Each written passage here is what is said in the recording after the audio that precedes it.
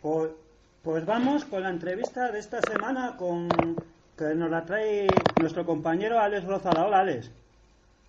Hola Carlos, ¿qué tal? Pues esta semana en nuestro programa de Abriendo Líneas, volvemos después de una semana de parón, tenemos a un invitado muy especial, es redactor de Onda Cero, antes lo fue durante muchos años en la cadena SER y ahora está en el programa El Transistor de Onda Cero. Se llama David Alonso y ya nos escucha. Hola David, muy buenas. Hola, ¿qué tal, chicos? Muy buenas. Esta entrevista es de verdad, ¿eh? No como la que le hiciste tú hace poco a Luis Enrique en tu programa. Hombre, eso de la entrevista imposible, yo creo que es una buena idea para intentar hablar con aquellos personajes que no se dejan entrevistar. Pero a ver, ¿qué os pasa con Luis Enrique? ¿Tan mal os cae? ¿Lo odiáis? No. Sinceramente, yo hablo por mí, ¿vale? Es una cuestión personal. Creo que es una persona que no transmite buenas sensaciones. Aparte de que no se deja hacer entrevistas, que hay mucha gente que no se deja hacer entrevistas y bueno, cada uno está en su derecho. Sinceramente, a mí me parece un poco, y así lo he definido a veces, quizá me he pasado un poco, pero el Mourinho del Barça, o sea, su actitud en las ruedas de prensa, su enfrentamiento con algunos compañeros, sus respuestas, creo que debería aprender mucho en ese sentido de Zidane. Zidane se somete a la misma presión que Luis Enrique en las ruedas de prensa y las ha solventado con una elegancia que a mí de verdad me ha dejado pasmado en el tiempo que lleva Zidane en el Real Madrid. Es decir, en eso Luis Enrique debería aprender mucho. Creo que no debería ser tan borde y que eso le perjudica. ¿No tiene algo que ver que Luis Enrique no os concede entrevistas, no os filtra cosas, no mantiene encuentros con periodistas fuera de lo que es el ambiente deportivo, que es un tío que se mantiene completamente al margen de nosotros, de los periodistas? En absoluto, no tiene nada que ver, porque manteniendo el mismo paralelismo del que te estoy hablando, Zidane no se relaciona con periodistas, no concede exclusivas y no tiene en su entorno a ningún periodista que yo sepa. Es decir, son dos casos exactamente iguales. Es cuestión de carácter, de actitud y de forma de ser, nada más. Hilando con la entrevista que le hiciste a Luis Enrique, esa entrevista tan especial, la no entrevista se puede decir a Luis Enrique, tiene algo que ver también con esos personajes tan curiosos que sueles presentar antes en El Larguero, ahora en El Transistor. ¿De dónde los sacas a esos personajes tan curiosos? Bueno, yo tengo un baúl mágico y cada semana voy sacando de ahí algún personaje.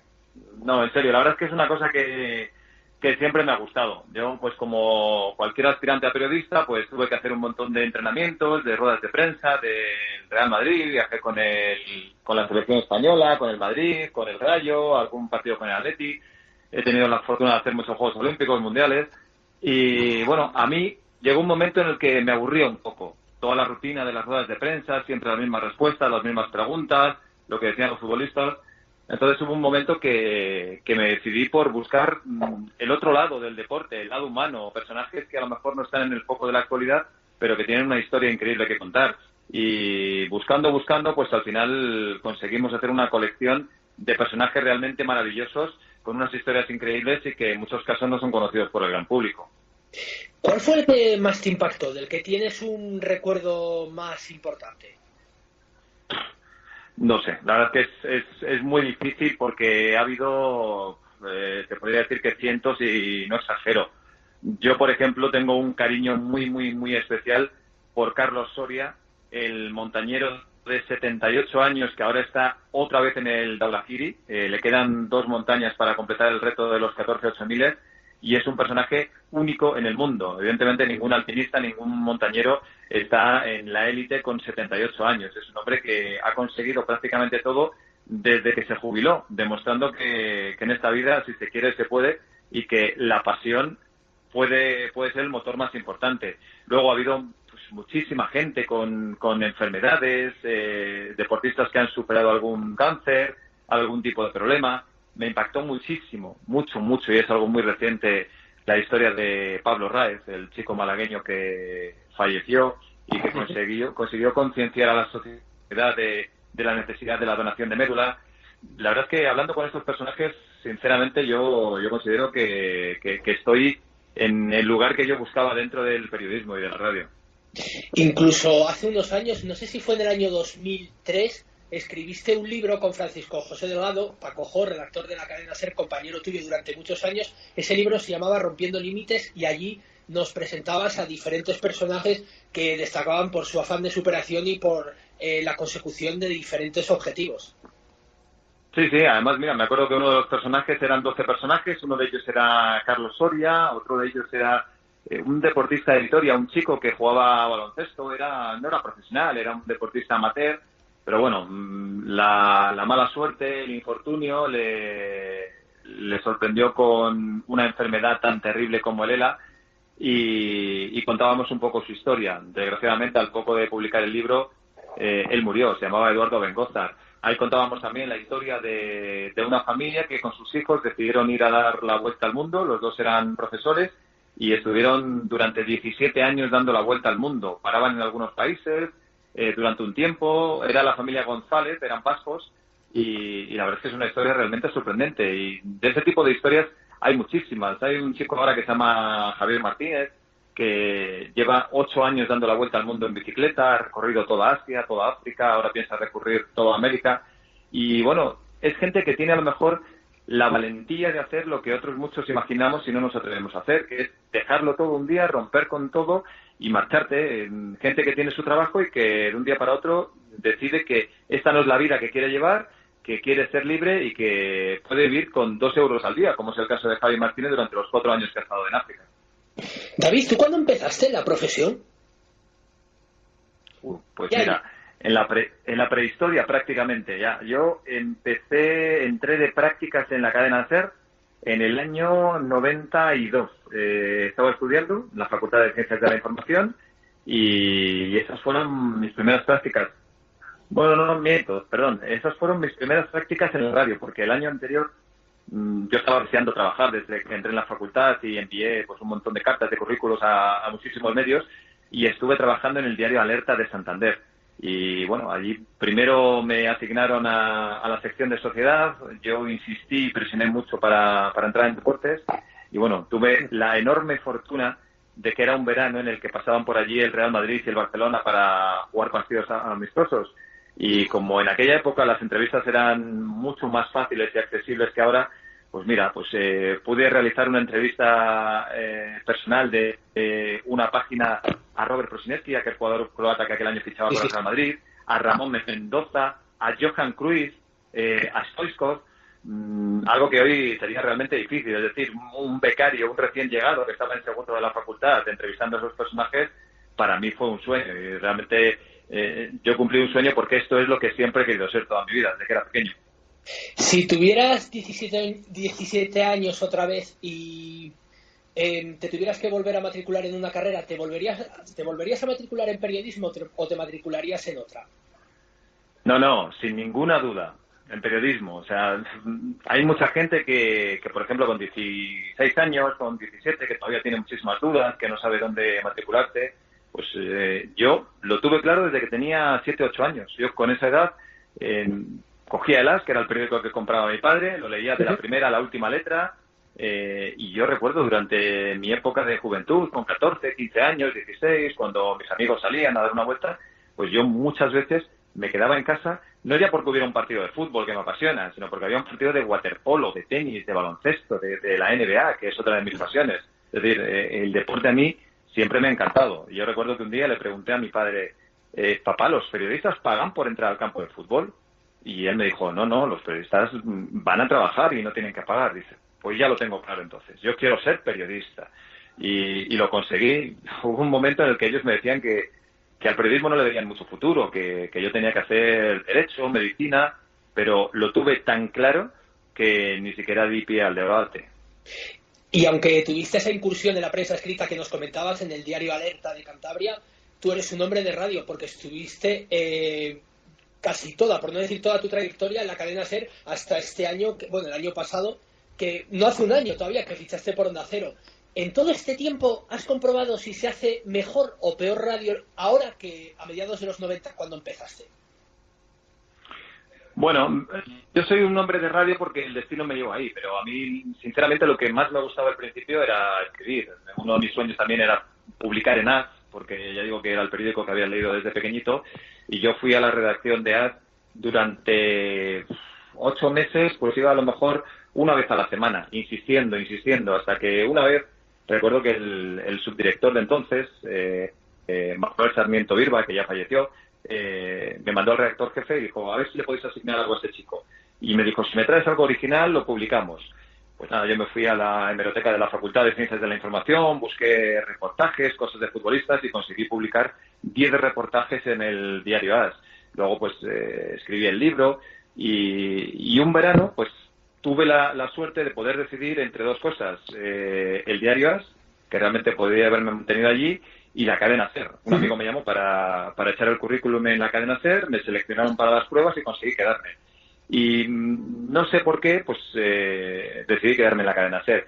Entonces se hacía buena radio y hoy creo que también. La gran diferencia es que la radio deportiva hoy en día vive un ambiente mucho más relajado, mucho menos tenso, de menor crispación.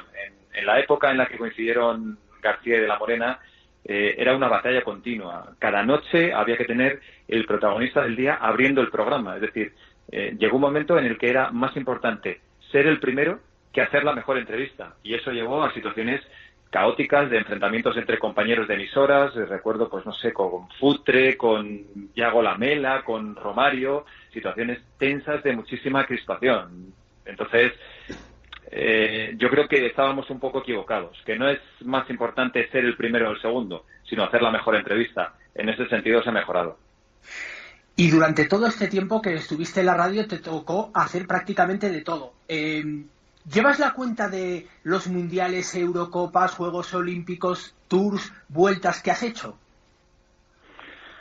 Pues no, la verdad es que tengo mala memoria. Pero bueno, Juegos Olímpicos han sido 5 Juegos Olímpicos de verano, si no me equivoco. Eurocopas han sido 4.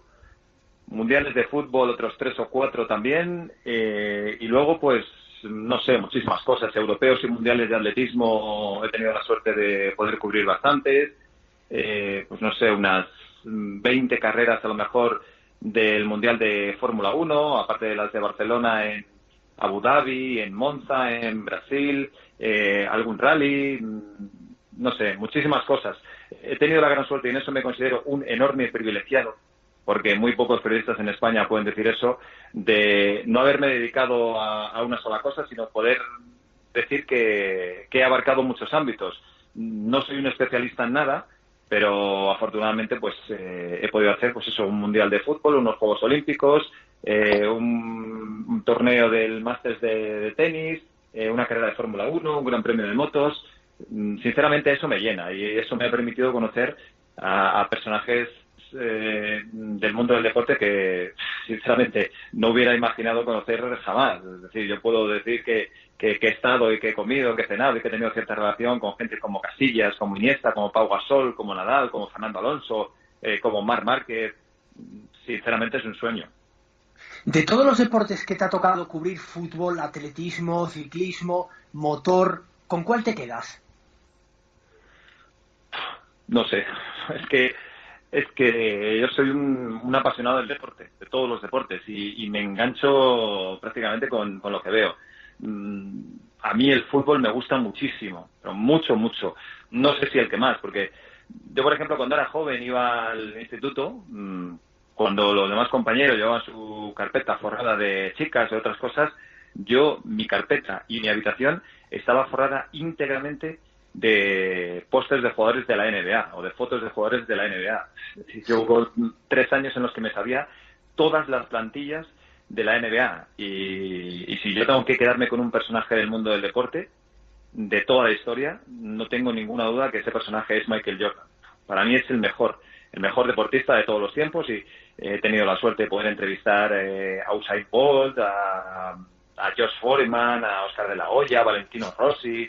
Es decir, gente muy importante. Pero para mí Jordan es el número 1 indiscutible y conocerle para mí fue de lo más importante que me ha pasado en mi vida. Me quedó clavada la espinita esa de conseguir una entrevista con él porque lo intenté durante muchos años a través de muchas vías y bueno, lo único que conseguí fue que me lo presentaran, charlar con él 5 minutos. No me concedió una entrevista, pero me impactó.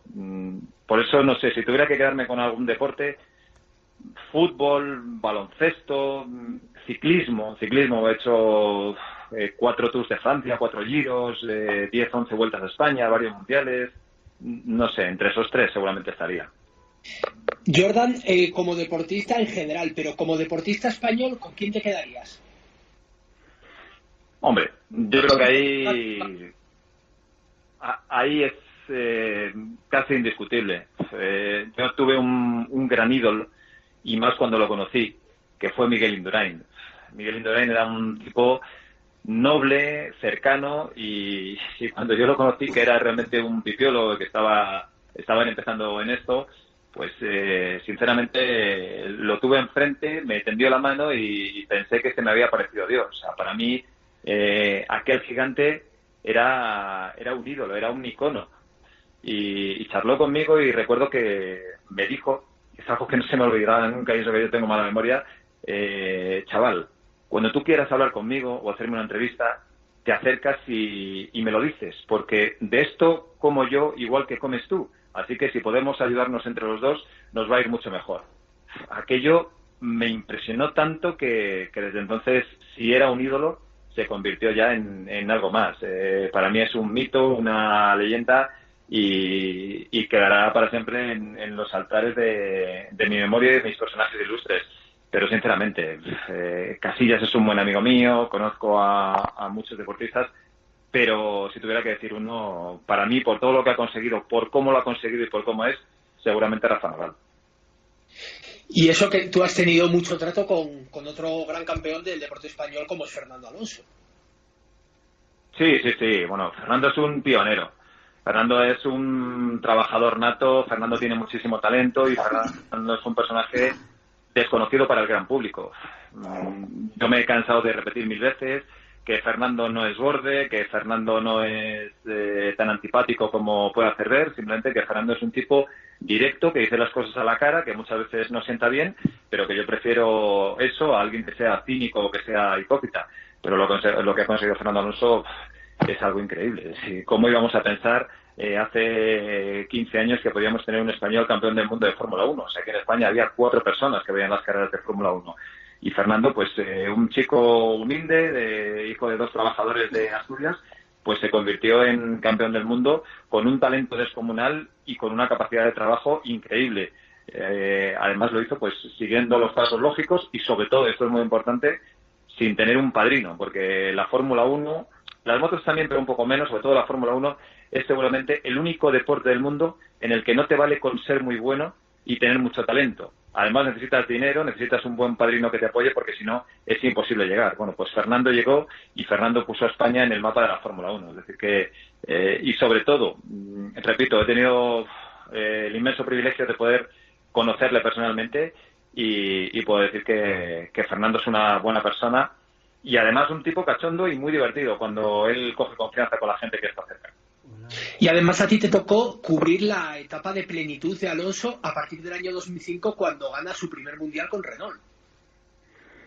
Sí, yo además pude estar en Brasil cuando consiguió los primeros títulos y bueno, fue un momento de júbilo, de éxtasis, de euforia colectiva en España. Creo que la carrera de Brasil, en la que se proclamó campeón por primera vez, creo que la vieron en España como 8,5 millones de personas.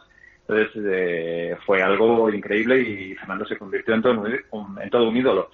Pero, repito, este es un deporte en el que da igual que tú estés en plenitud y da igual que tengas mucho talento. Si te equivocas en algunas decisiones, como creo que se ha equivocado él a la hora de elegir equipo, aunque juzgar a todo pasado es muy fácil, pues no tienes ninguna posibilidad. Es decir, el mejor piloto con un coche que no tenga posibilidad de ganar, pues está condenado a estar en la mitad de la parrilla, en la mitad, luchando por entrar a los puntos algún día. Es muy difícil, es un deporte negocio, como yo lo llamo, porque hay muchos intereses en el que realmente dependes más del coche que del piloto. El piloto influye mucho, pero si no tienes un buen coche, pues es imposible. Y Fernando está viviendo un calvario, es decir, lo pasó mal durante los últimos años en Ferrari y lo está pasando peor en McLaren, porque él es un ganador nato, es muy, muy ambicioso y no poder estar ni entre los 10 primeros, para él es un suplicio. ¿Volverá a ganar?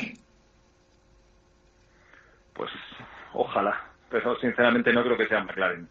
McLaren y especialmente Honda se han equivocado, no han sabido adaptarse, y a Fernando ahora mismo no le queda otra vía que salir de ahí. Fernando va a cumplir 36 años este verano, es el último año de contrato que tiene con McLaren Honda.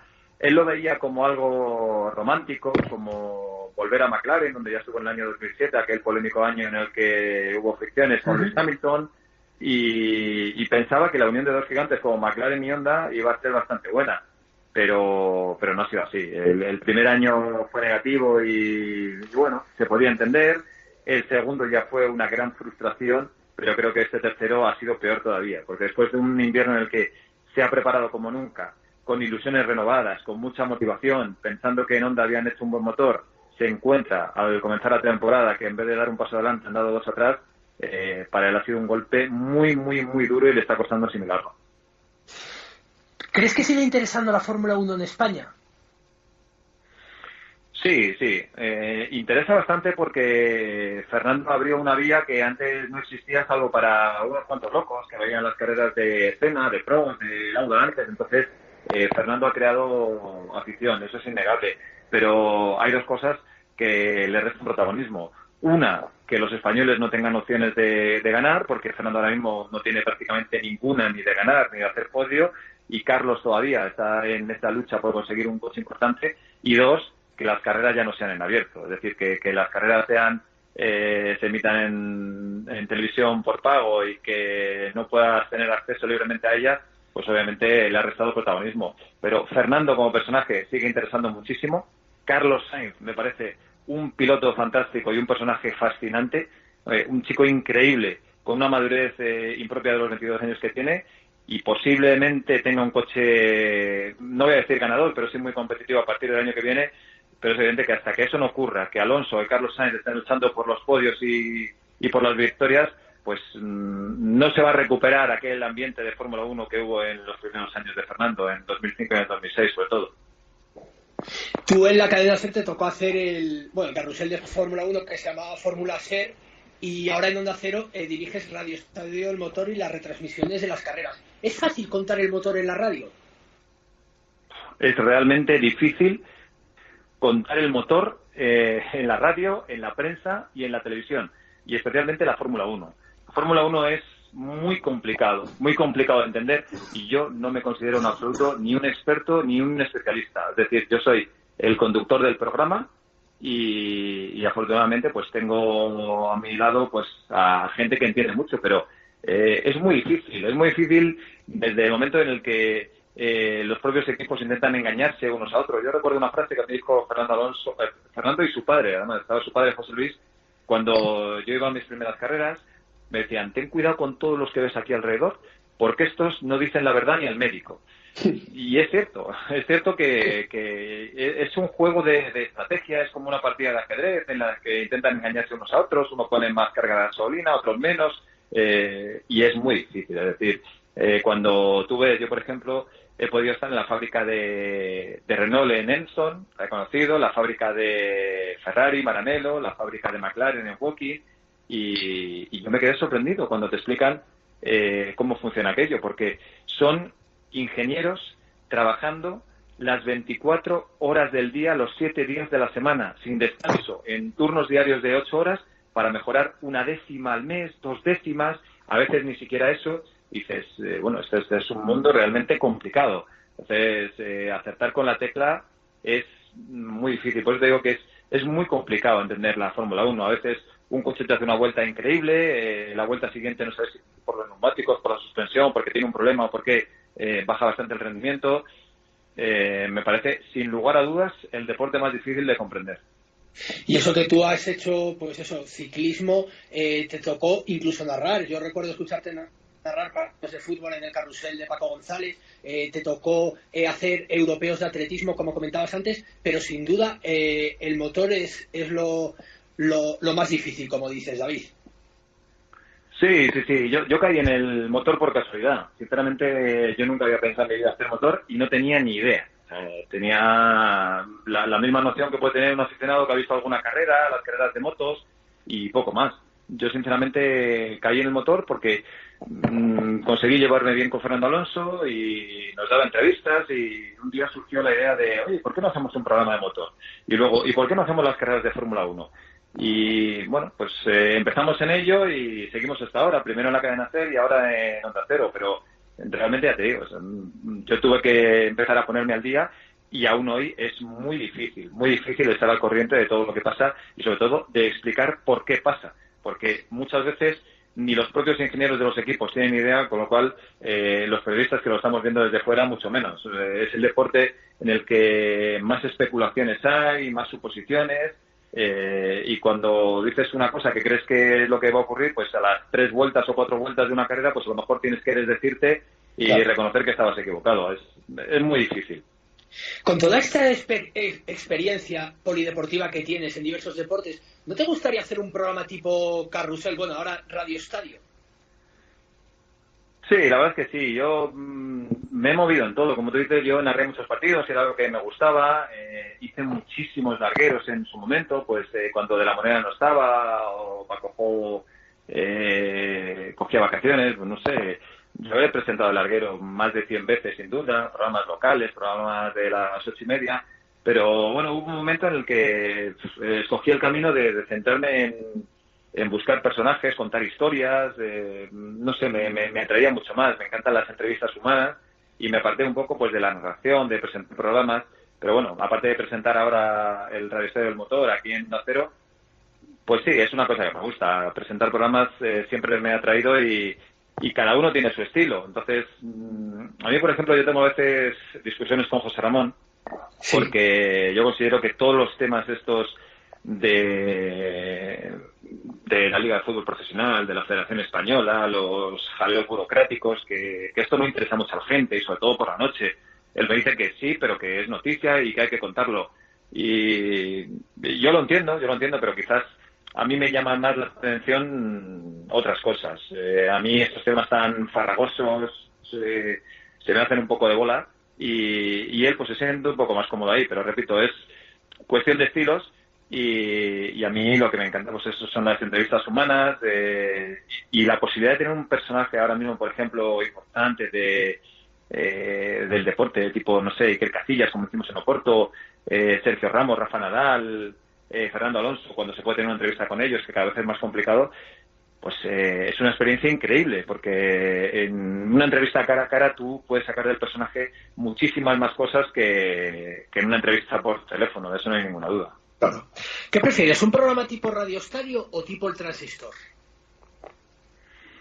Yo sinceramente me siento un poco más identificado con El Transistor. A mí me gusta, aunque me encanta la dinámica de los fines de semana, de los partidos de fútbol y de todo el deporte en directo, quizá me inclino más por el Transistor porque es todo un poco más reposado, ¿vale? Porque puedes sacar un poco más de los personajes. Después del directo, después de la tempestad llega la calma y cuando todo está más tranquilo, pues a mí me encanta pues eso, conocer historias, reflexiones, que te cuenten cosas y sobre todo que los personajes se salgan un poco del carril, que no cuenten lo mismo de siempre y que te puedan aportar algo. Por eso quizás el encanto, la intimidad que te da la noche, pues no lo tiene la tarde, que es más vorágine por la actualidad que hay. ¿Por qué tenemos que escuchar El Transistor y no ninguno de los programas de la competencia, El Partidazo o El Larguero? No, por ninguna razón. Yo creo que los tres intentan hacerlo lo mejor posible, cada uno con su estilo. Yo conozco a Manu Carreño y tengo buena relación con él. Conozco mucho más y tengo más relación con Juanma Castaño porque he sido compañero suyo, hemos hecho juntos la Vuelta a España muchas veces, hemos compartido habitación pues muchísimos días, sobre todo en la Vuelta, y cada uno tiene su estilo, cada uno habla de deporte a su manera y ya está, pero es evidente que el estilo de La Morena es único y sobre todo que rompió un poco moldes en la radio. Es decir, José Ramón, como todos, pues tiene sus virtudes y sus defectos. Y una de las virtudes que tiene es que él acabó con el Vito García, que antes había un tipo de programa que era Super García, en lo que era pues un monopolio total y absoluto. Había programas que eran un monólogo, era el estilo que había. Llegó José Ramón y de una forma más coral, con un estilo diferente, rompedor, más cercano, con sus expresiones de pueblo, pues caló en la gente y se convirtió en una estrella indiscutible de la radio con el paso de los años. Yo lo repito, hay cosas, como os he dicho antes, en las que no estoy tan de acuerdo con él, o en otras muchas sí, pero que ha creado un estilo inconfundible, eso es evidente. Se os echa en cara un excesivo acercamiento, un excesivo buen rollo con el presidente de la Liga de Fútbol Profesional, Javier Tebas. Incluso el compañero de nuestro programa, Afonso Iloaiza, destapó que la hija de José Ramón de la Morena trabaja para Javier Tebas. ¿Os condiciona mucho eso? No, en absoluto. Te puedo asegurar, pero además 100%, que en ese sentido ninguno de nosotros, y José Ramón especialmente, si tiene que criticar a alguien, lo va a hacer porque lo ha hecho toda la vida. Es decir, ha ocurrido con personajes con los que se lleva muy bien. Te voy a hablar de Miguel Ángel Gilmarín, de Florentino Pérez, de quien sea, y de Javier Tebas. Cuando lo ha hecho mal, lo ha dicho también. Obviamente, él se siente mucho más cercano a Javier Tebas porque está totalmente en contra de Ángel María Villar. Es algo que llevamos escuchando durante muchísimos años. Entonces, yo creo que él ve un poco a Javier Tebas como una persona que puede ayudar a sacar a Villar de esa dictadura en la que tiene metido al fútbol español desde hace muchísimo tiempo. Pero seguro que si él considera que Tebas ha hecho algo mal, lo va a decir.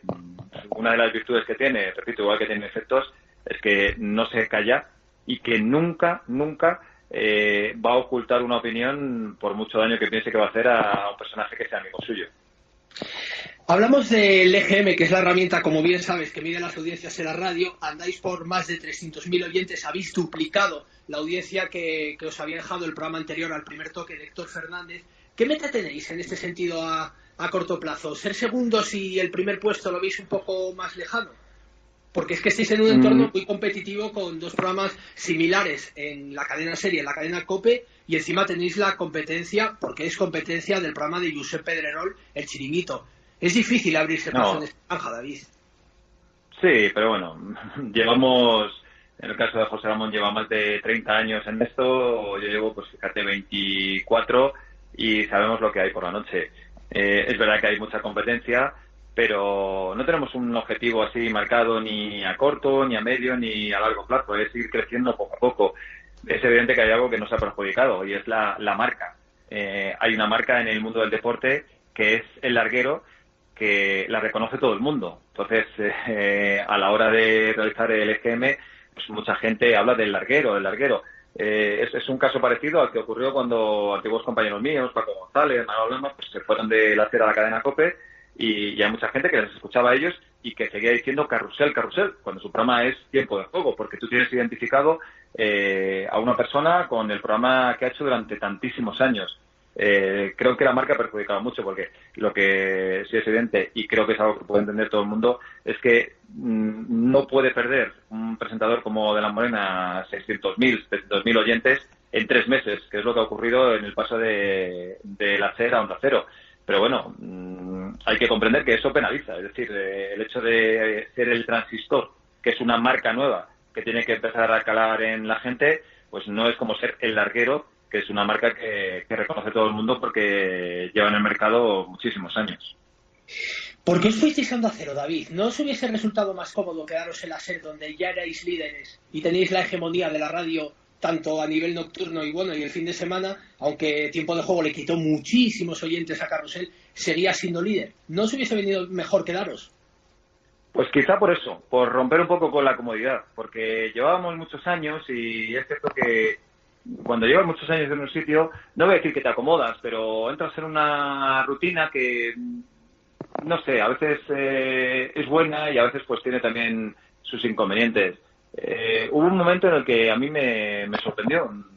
Nos llamó José Ramón al despacho a Agustín y a mí, cuando estábamos en la SER, y nos planteó esto. Oye, me han llamado de aquí, de Onda Cero, y existe esta idea.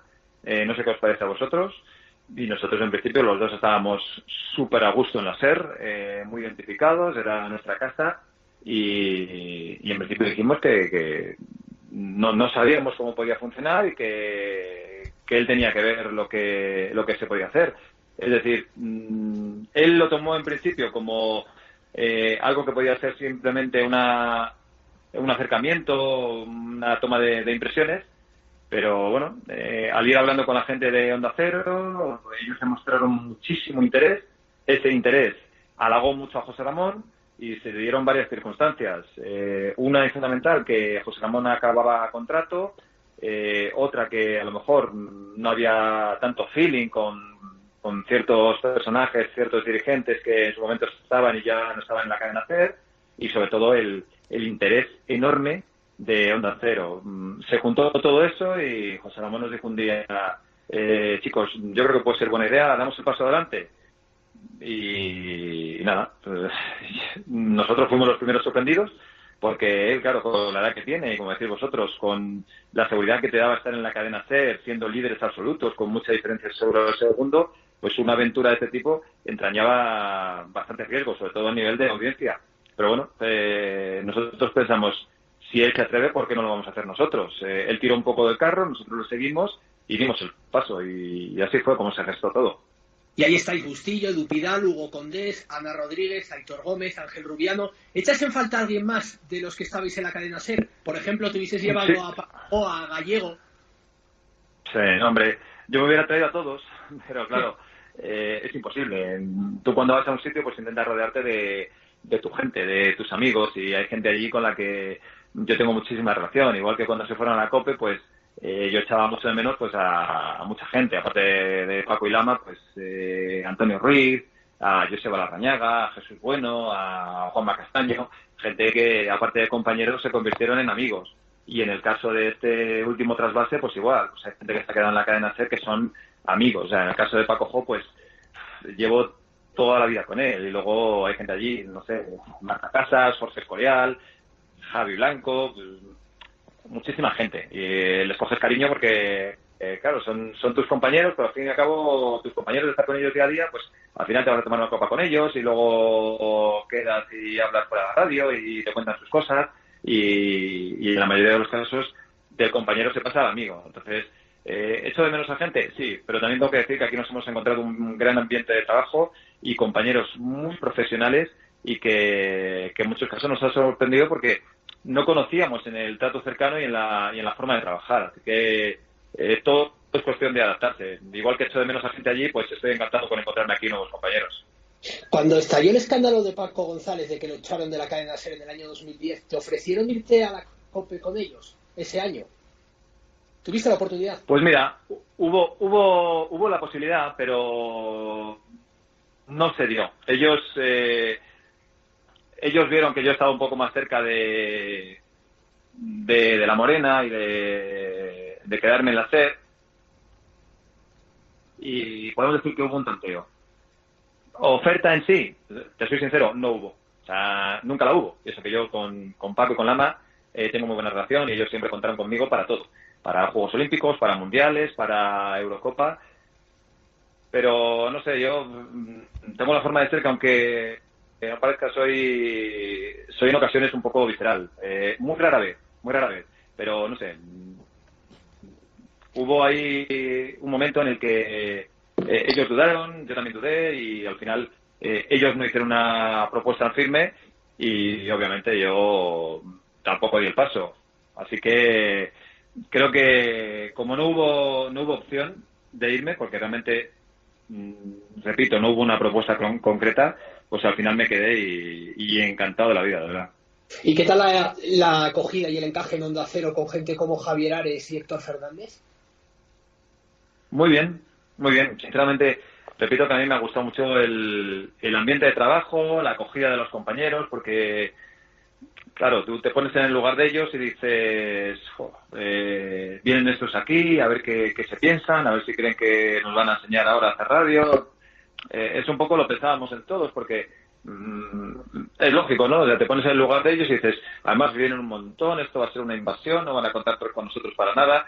Y nosotros lo que intentamos en todo momento es poder sumar y crear una redacción fuerte y ayudar a mejorar el producto y poder tener más amplitud de miras en todos los sentidos. Entonces, yo creo que el proceso de adaptación ha sido muy bueno y que en general todos están contentos con nosotros, al menos eso espero. Yo aquí he descubierto gente que son grandes currantes, muy trabajadores y gente muy válida como Raúl Granado, como Héctor Fernández, como Rafa Fernández, Paco Reyes, no sé, la verdad es que Hay gente muy buena que yo conocía de haberlos encontrado en ruedas de prensa, en campeonatos por ahí por el mundo, pero que claro, cuando estás con ellos conviviendo día a día te das cuenta de que hay gente muy buena también.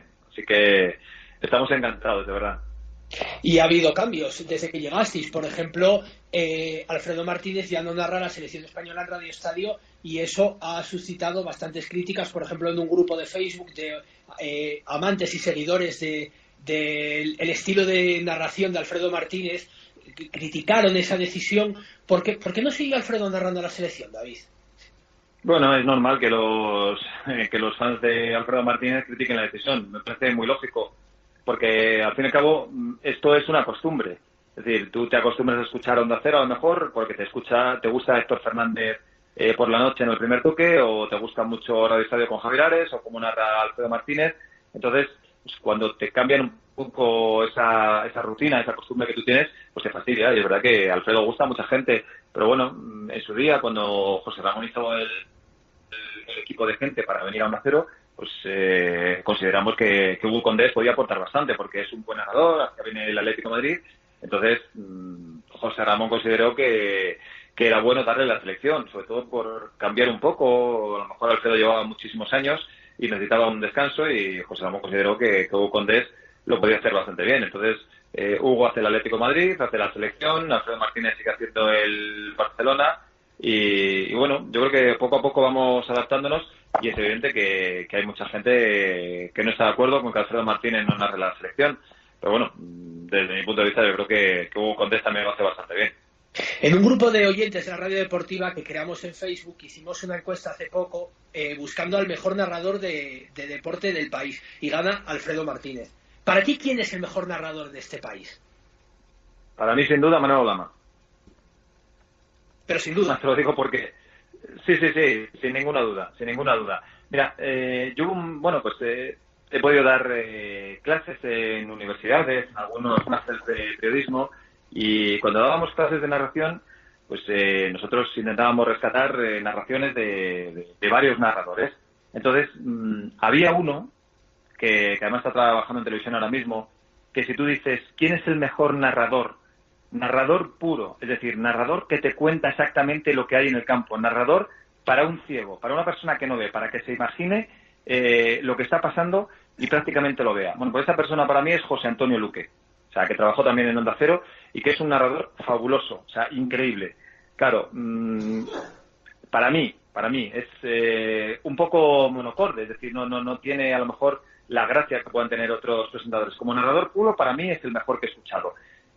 Ahora bien, ahí entra, claro, el espectáculo, porque la radio es un show, la radio tiene que atrapar, la radio tiene que enganchar al oyente, y Lama es el típico narrador que de un partido aburrido de 0-0 te hace una transmisión divertida, que te genera polémica, que te hace un chascarrillo. Es decir, creo que en eso él es único. Yo he estado con él en muchísimos Juegos Olímpicos, Mundiales, Eurocopas, he visto su forma de trabajar, y ya como oyente, pues, sin lugar a dudas, a mí me parece que es el mejor. La simbiosis entre el programa nocturno y lo que es el carrusel del Radio Estadio, ¿cuándo fue mejor? ¿En la etapa de Paco González, después cuando ya no estaba Paco Láser con Javi Hoyos, después con Carreño y Ponseti, después con Gallego, ahora con Javier Ares? ¿Cuándo os sentís más cómodos los miembros e integrantes del programa nocturno a la hora de establecer sinergias y vínculos con el programa por antonomasia, el gran contenedor de deportes que es el carrusel, el tiempo de juego, el Radio Estadio? Bueno, yo creo que la simbiosis y la cercanía te la da el tiempo. Entonces, cuanto más tiempo pasas con un compañero, pues más sinergia hay y más grande es la simbiosis. Con lo cual, mira, en la época en la que estaban Paco y Lama haciendo carrusel, yo la verdad es que he estado un poco en los dos lados. Yo he hecho muchos partidos de carrusel, tanto de inalámbrico como de narrador. He estado mucho también por la noche y bueno, hubo una época en la que el ambiente era muy bueno porque, claro, era gente que se conocía desde hace mucho tiempo y era gente que trabajaba en los dos programas a la vez. Hay mucha gente que está en el carrusel entonces, luego ahora en el Radio Estadio, y que luego está por la noche. Entonces, eso crea cercanía. Ahora mismo, pues exactamente igual. Yo estoy por la noche, pero yo, por ejemplo, hago el Radio Estadio del Motor los domingos a partir de las 3 y 5. Y bueno, pues Javier Ares presenta, luego me la paso y existe una cercanía, aparte de que yo con Javier tenía muy buena relación desde hace tiempo. Él estuvo en la SER y yo he estado con él pues en el Tour de Francia, en el Giro de Italia, he hecho partidos en el extranjero, en Alemania, en Austria, he convivido con él. Entonces creo que eso se nota. Cuando tú tienes cercanía y buen rollo con alguien, eso se transmite a la audiencia. Por eso te digo que, hombre, pues no te voy a decir que en la época de Javier Hoyos, cuando él presentó Carrusel, hubiera mal ambiente ni mucho menos. Pero claro, Javier Hoyos era un periodista que venía de Bilbao y que, bueno, no teníamos tanta cercanía con él, además no estuvo mucho tiempo. ¿El ambiente era bueno? Sí, pero no es como con alguien con el que estás a lo mejor, con el que llevas 10, 12 años. Repito, todo es cuestión de tiempo y de ir adaptándote. Y cuando más conoces a una persona es, sobre todo si existe buen rollo, porque también ha habido peleas, es cuando más cercanía tienes con él. ¿Crees que se ha perdido el género del reporterismo y de escribir y enfocar los escenarios, hacer un poco radio más de autor? Y ahora es mucho... Juanfran lesionado, Gaby lesionado, Sergio Ramos dijo no sé qué. ¿No crees que se abusa demasiado de los titulares, de la polémica incluso, y se prescinde un poco de ese componente más imaginativo, emocional que se practicaba antaño? El SER lo practicabas tú y sobre todo Juan Antonio Alcalá, con el que también coincidiste muchos años en la cadena SER. Sí, la verdad es que la actualidad te devora y te come. Entonces, todo es cuestión del momento. Hay momentos en los que no puedes describir. Tú, por ejemplo, estás en una zona mixta esperando un personaje y es muy difícil. El personaje o le coges en el momento o se te va.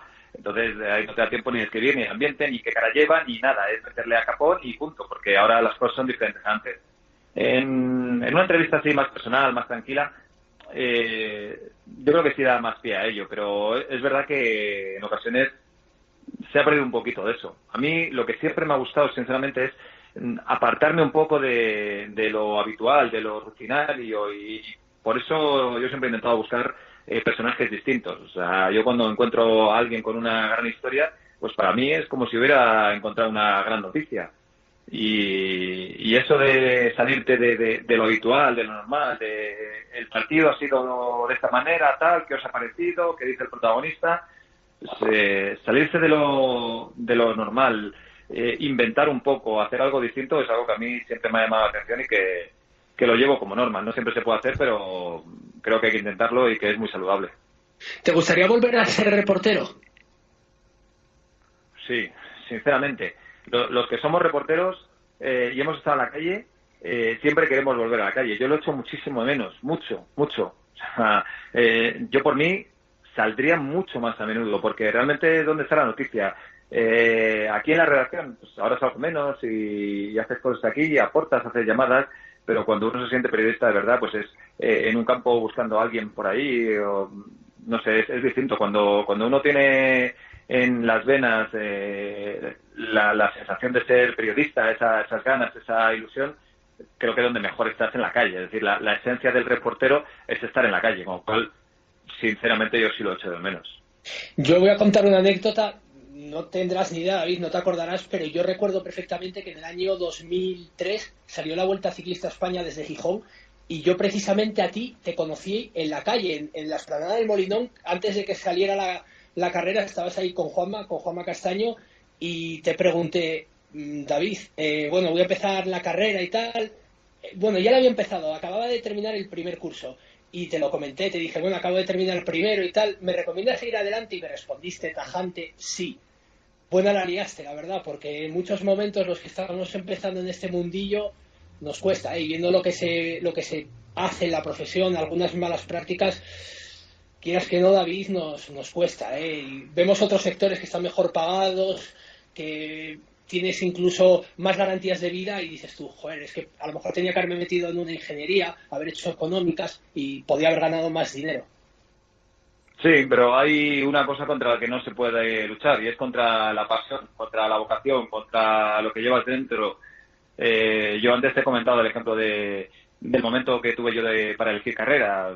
Yo tenía muy claro que iba a elegir periodismo, y mis padres intentaron disuadirme y decirme, no, esto no tiene salidas, tienes que ser abogado, tienes que ser médico. Ni me lo planteé, no tuve la menor duda nunca. A mí me dijeron, no, un periodista nunca se va a ganar bien la vida, cobra muy poco. no puedes hacer algo que no te guste. Es decir, si tú a lo mejor hubieras elegido una ingeniería o otro tipo de carrera, pues sí, pues a lo mejor hubieras acabado, encontrado trabajo y estarías ganando dinero, pero no serías feliz. A mí realmente lo que me llena, yo hablo por mí, lo que me llena siempre, toda la vida, es el periodismo. Es más, yo me dediqué al periodismo deportivo porque ha sido mi pasión siempre. O sea, mi sueño era ser periodista deportivo, pero a mí me hubiera encantado ser, por ejemplo, un reportero de guerra. Yo cuando veo por ahí las apariciones en televisión de compañeros que han estado en Afganistán, en Irán, en Siria, sinceramente les envidio, pero sobre todo les admiro. O sea, esa es la esencia del reportero. O sea, estar ahí en el frente de batalla, poniendo tu vida en peligro para informar de lo que está ocurriendo. Desgraciadamente ha habido compañeros que han fallecido cubriendo eventos de ese tipo y guerras por el mundo. Eso es un riesgo enorme, pero sinceramente yo los admiro. Cuando uno es periodista de verdad y lo lleva en la sangre, pues lo que quiere es informar y estar en el sitio donde se encuentra la noticia. Si es una guerra, pues es una guerra. Yo no sé realmente si hubiera tenido valor. Seguramente si me hubieran mandado, evidentemente sí, pero eso es algo que yo tengo la espinita clavada de no haberlo podido hacer alguna vez, y sinceramente a mí me parece de verdad la cima del periodismo. Está muy bien presentar y todo eso, pero no sé, cubrir una guerra, algo de ese tipo, es algo realmente admirable. A los que estamos fuera del mundillo periodístico y no acabamos ayer, como quien dice, la carrera, ¿qué nos recomiendas, David? ¿Construir algo al margen de los medios tradicionales o intentar entrar en ellos? Hombre, yo creo que construir algo al margen de los medios tradicionales está bien, porque eso te va a curtir, eso te va a enseñar, eso te va a servir para rodarte. Pero creo que el objetivo debe ser entrar en un medio tradicional, porque realmente una cosa es que te guste el periodismo, y cuando eres joven está muy bien. Yo durante mucho tiempo, pues cuando yo entré en la SER, estuve sin librar prácticamente 3 meses, y bueno, me pagaban poquísimo el sueldo de prácticas, pero si me hubieran dicho que tenía que pagar yo, hubiera pagado también, porque era mi pasión, y dedicarme a esto era un auténtico sueño. Pero claro, pasa el tiempo y dices, joder, esto me gusta mucho, es verdad, pero es que yo también quiero ganarme la vida, es que quiero vivir de esto, es que yo quiero comprarme una casa, es que yo voy a tener una familia, es que me quiero comprar unos pantalones o lo que sea, y necesitas ganar dinero. Entonces, al final, ¿eso dónde lo vas a conseguir? Pues con un sueldo estable en un medio tradicional. Es muy difícil crear un medio y tener una penetración de mercado tan grande como para poder vivir. Entonces, sinceramente, yo creo que lo más importante es persistir, insistir, no rendirse nunca y no bajar la bandeja de la pasión. O sea, eso es esencial. Yo siempre he buscado lo imposible. En algunos casos lo he conseguido, en otros no. En el caso de Michael Jordan, pues tengo la espinita clavada. En otros casos, pues conseguí la entrevista después de mucho tiempo. Me he conseguido entrevistar, os voy a contar una anécdota. He conseguido entrevistar, por suerte, a muchísimos personajes del mundo del deporte. He conseguido entrevistas, pues con Pau Gasol en Los Ángeles. Hicimos un programa muy bonito con Pau Gasol y Antonio Banderas. Con Rafa Nadal en París el día de su cumpleaños. Con Fernando Alonso en una mina en Asturias a 500 metros de profundidad. Con Fernando Alonso en el cuartel general de las tropas españolas en el Líbano. Una carpa con 1.100 soldados rodeados de tanques y de vehículos blindados. Bueno, pues Usain Bolt estuvo aquí en Madrid. Bueno, muchas cosas. Yo, sinceramente, de lo que siento más orgulloso es de algo que mucha gente no recuerda, y yo lo tengo ahí grabado. Yo intenté en su momento, buscando el lado humano de los personajes, una entrevista sabiendo que era prácticamente un imposible. Yo vi una noticia y hablaba de un personaje que se llamaba Pablo Ibar, un condenado a muerte en Estados Unidos. La única relación que Pablo Ibar tenía con el deporte era ser sobrino de Urtain, aquel mítico boxeador español. Sí. Es decir, era una relación tangencial. Pero detrás de esa mínima relación, de ese mínimo vínculo, nexo de unión con el deporte, había una historia tremenda. Es decir, un condenado a muerte. Yo me planteé entrevistarlo. Yo sabía que era prácticamente imposible. Pero bueno, como en el caso de Jordan, pues me puse a ello y lo intenté. Empecé a mandar emails, busqué las direcciones correctas, empecé a hablar con instituciones penitenciarias americanas, con embajadas, con un largo camino. Al cabo de muchos meses, de 7, 8 meses, me llegó un email completamente inesperado diciendo que me autorizaban la entrevista con Pablo Ibar. Entonces, yo cogí un avión inmediatamente, me fui a Nueva York, de Nueva York me fui a Jacksonville, en Florida. En Jacksonville alquilé un coche, busqué un motel de carretera, no dormí en toda la noche, obviamente, y al día siguiente me fui a la prisión de Stark, una prisión de máxima seguridad, que era realmente como las películas, alambradas de espino, torretas con vigilantes armados. Realmente fue absolutamente impactante. Al llegar allí, bueno, enseñé mi email con la autorización. Bueno, me llevé la mayor sorpresa de mi vida cuando me dijeron que Pablo Ibar no estaba. ¿Cómo no va a estar? Digo, eso es un condenado a muerte, esto es una cárcel. Me dijeron que había tenido un pequeño problema, que se había cortado y lo habían llevado al médico. Y yo pregunté, yo tengo una entrevista dentro de 1 hora y media, si no llega usted pierde la entrevista y no hay posibilidad de hacerla. Bueno, pues nunca he rezado más en mi vida. Afortunadamente volví a tiempo, accedí a una sala y me encontré con una cabina y una mampara que separaba mi lugar de una pequeña cabina donde había una butaca. Al cabo de 3 minutos apareció Pablo Ibar con su uniforme naranja, el típico de los condenados a muerte, con esposas en las manos, con grilletes en los pies, y me dejaron estar con él 55 minutos, prácticamente 1 hora. Sinceramente, para mí aquello fue un reto conseguido, una misión imposible conquistada.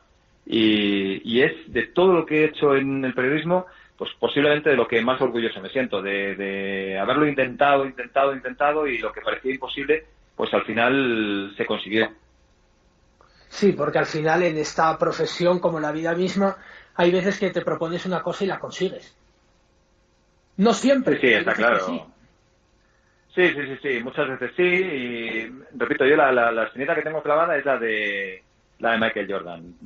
O sea, lo intenté durante muchos años, además, a través de Nike, a través de Chicago Bulls, a través de la NBA, y luego pues le conocí a través de Dorna, la empresa dedicada a las motos, porque él tenía un equipo de motos, llegó a Valencia y bueno, me presentaron como su fan número 1 en España, y es verdad. Tenía todas sus cintas de vídeo, sus 3 camisetas, fotos, pósters, lo tenía todo de él. No pude entrevistarle, pero lo conocí y sobre todo no me arrepiento de nada porque lo intenté por todos los medios. En este caso no se pudo conseguir, en otros casos sí, pero repito, hay que intentarlo siempre hasta el final, siempre. No en todas las ocasiones vas a conseguir lo que pretendes, pero lo que no puedes reprocharte nunca es no haberlo intentado hasta el final. David, hemos estado 1 hora casi contigo, no solo 55 minutos que estuviste tú con Pablo Ibar, pero tampoco está mal. Te damos las gracias, te deseamos mucha suerte en el Transistor, esperamos que vayáis subiendo oyentes, aunque es difícil, ya sabéis cómo va el tema, no os lo vamos a explicar nosotros, y a seguir explotando sobre todo el periodismo y el género periodístico por antonomasia, que es la entrevista. Porque cuando José Ras se remanga y hace una entrevista, por ejemplo, al Cholo Simeone hace poco aquí en el Vicente Calderón, como decimos los jóvenes, lo peta. Lo peta porque al final el periodismo consiste en eso, en tener a grandes protagonistas y en saber entrevistarlos y contarles cosas. Y ahí, en Onda Cero, tanto tú como Bustillo, como José Ray y todo el equipo sabéis bastante de eso. Hombre, hay una cosa que es incuestionable. Para un buen torero es imprescindible tener un buen toro para hacer una gran faena. Y en el caso de José Ramón, que ya sabemos que es un buen torero, se encontró con un toro espectacular como fue Cholo Simeone. A mí esta entrevista me impactó por el calado y por las cosas que decía y la pasión que siente el personaje.